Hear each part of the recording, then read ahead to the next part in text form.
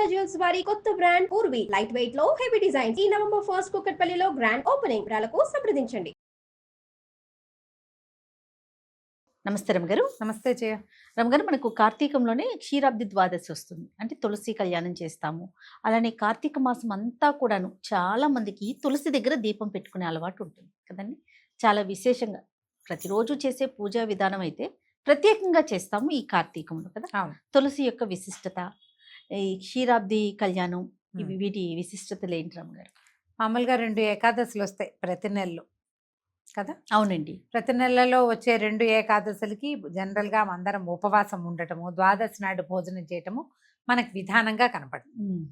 అయితే ఆషాఢ శుద్ధ ఏకాదశి నాడు దేవసేని ఏకాదశి అని చెప్పబడుతుంది.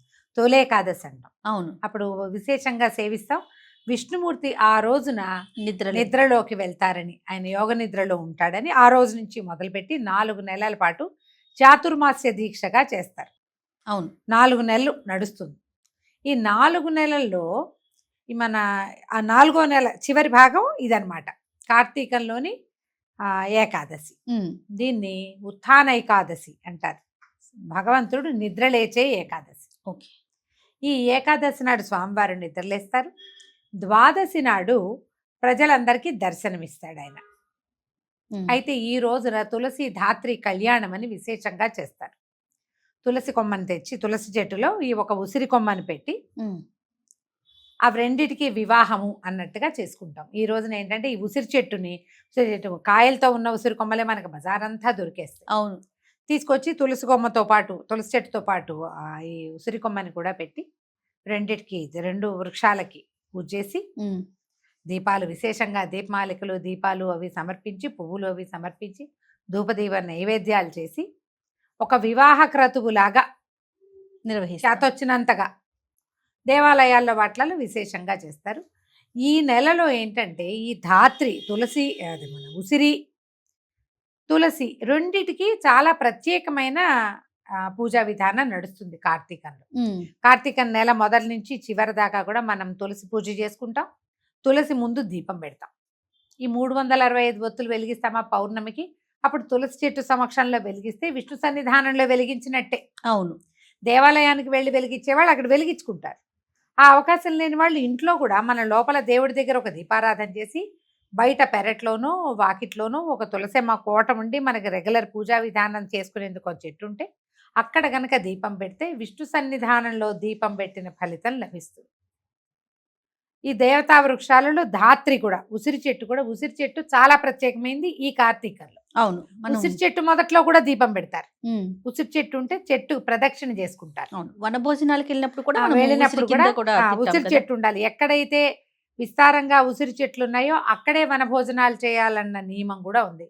ఈ ఉసిరి చెట్టు కిందే ఏం చేస్తారు, సాలగ్రామ ఆరాధన చేసుకుని అక్కడ వన భోజనాలు చేసుకుంటారు. ఇది విశేషమైంది. అందుకని ఈ విధానాన్ని పాటిస్తాం. మన అలవాటుని బట్టి కొన్ని ప్రాంతాల్లో ఒక్కొక్క రకంగా చేస్తారు. ఎలాగైనా తులసి ముందు దీపం పెట్టడం నియమం. ఈ ఉత్థాన ఏకాదశి మర్నాడు క్షీరాబ్ది ద్వాదశి అంటారు. ఈ ద్వాదశి నాడు ఇది పెట్టడం.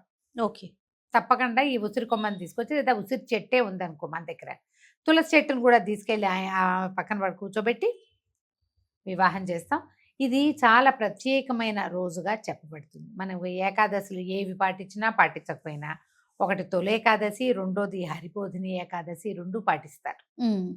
కార్తీకంలో ఇప్పుడు మనం ఉపవాసాలు ఉండవలసిన రోజులు కదా. అవునండి. ఈ 2 ఏకాదశులు వస్తాయి కదా. ఈ 2 ఏకాదశులు విశేషంగా ఇప్పుడు కనుక మనం ఉపవాసం ఉండి ద్వాదశి నాడు పారణ చేస్తే అత్యద్భుతమైన ఫలితం లభిస్తుంది అంటారు. కార్తీకంలో మనం పురాణం కూడా వింటాం. ఈ వినేటప్పుడు ఈ ఏకాదశి కథ మహాత్యము అదంతా కూడా మనకి పురాణ గాథల్లో కనిపిస్తుంది. మీ అవకాశాన్ని బట్టి చేయండి. ఇప్పటిదాకా మన దగ్గర తులసి చెట్టు లేదనుకో, లేకపోతే ఈ కార్తీకం మొదలయ్యే ముందే తులసి చెట్టుని నాటుకోవాలి. కార్తీకంలో తులసి చెట్లు పెరగకూడదు, తీయకూడదు. అదే కష్టం వస్తుంది అనమాట. పూజింపదగిన రోజులు కాబట్టి ముందే తెచ్చి పెట్టేసుకోవాలి. ఎవరికైనా తులసి చెట్టు దానం చేయటం చాలా మంచిది. ఇప్పుడంటే పెక్కకూడదు కదా, ఎట్లా దానం చేస్తాం, ఇది ఒక పాయింట్ వస్తుంది. మనం ముందే ఏదైనా చిన్న చిన్న కుండీలలో డబ్బాలలో వేసి పెట్టామనుకో చక్కగా మొక్క ఇంత అవుతుంది. ఈ రోజున పూజ చేసుకుని చక్కగా అందరికి తలా ఒక తులసి మొక్క ఇవ్వండి, అబ్బో అత్యద్భుతమైన దానం. వాళ్ళు ఆ కుండితో సహా తీసుకెళ్లి పెట్టుకుంటారు. అవును. దీని పీకుడు పెట్టుడు కాదు, చక్కగా ఎలా ఉన్నది అలాగే తీసుకెళ్లి అట్లాగే స్థాపించుకుంటారు. తర్వాత కుదిరినప్పుడు మట్లో ఎక్కడో చోట తవ్వి పెట్టుకుంటారు. అది బాగా ఇంత మొక్క అయ్యేదాకా పర్వాలేదు కదా. తులసి ప్రత్యేకమైన చెట్టు. ఈ కాలంలో ఏంటంటే ఈ సీజన్లో, ఇప్పుడు చలికాలం కదా, ఇలాంటప్పుడు తులసి యొక్క స్పర్శ అవి మనకి ఆరోగ్యాన్ని ఇస్తాయి. అవును. ఎక్కువ ఆక్సిజన్ రిలీజ్ చేస్తుంది. అందుకని ప్రత్యేకంగా తులసికి దీపం పెట్టడము, తులసికి ప్రదక్షిణ చేయటము, నీరు పోయటము, తులసి జలాన్ని తీసుకోవటము, తులసి మట్టిని మృత్తిక ఎక్కడైతే తులసి చెట్టు ఉందో ఆ మట్టిని గంధంగా పెట్టుకుంటారు. అది చాలా విశేషమైంది. ఈ తులసి మొదట్లో ఉన్న మన్నుతోటి ఒళ్ళు తోముకుని స్నానం కూడా చేస్తారు కార్తీకంలో. బావి దగ్గర స్నానాలు చేస్తారు కదా, బావి కుప్ప తటాకులు ఏవైనా పనికి వస్తాయిగా. ఆ తులసి చెట్టు కింద ఉన్న మట్టిని తీసుకుని దాంతో ఒళ్ళు తోముకుని నీళ్లు పోసుకుంటారు. విశేషమైంది అది. మీకు ఏ ఏ అవకాశాలు ఉంటే అవి చేస్తాము. అవేమీ లేవు, దండం పెట్టుకోండి హాయిగా చక్కగా. మీ వాకిట్లో తులసి చెట్టు ఉంటే రోజు కాసి నీళ్ళు పోసి ఒక దండం పెట్టండి, ఒక అగరబత్తి చూపించండి. దీపం పెడితే కుదురుతుంది, కుదరదు. అక్కడ గాలి బాగా ఉందనుకో దీపం ఆగదు.